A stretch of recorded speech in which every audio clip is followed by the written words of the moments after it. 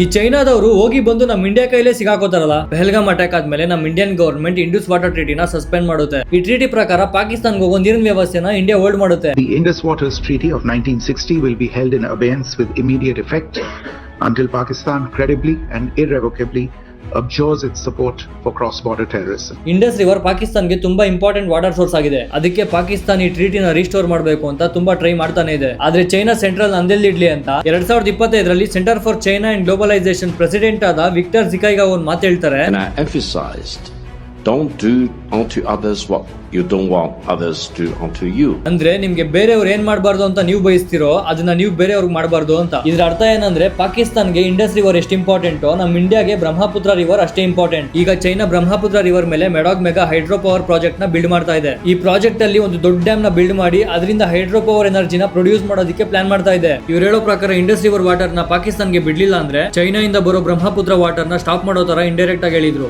Could mean don't do unto Pakistan what India does not want other country, the real upstream country, do unto India.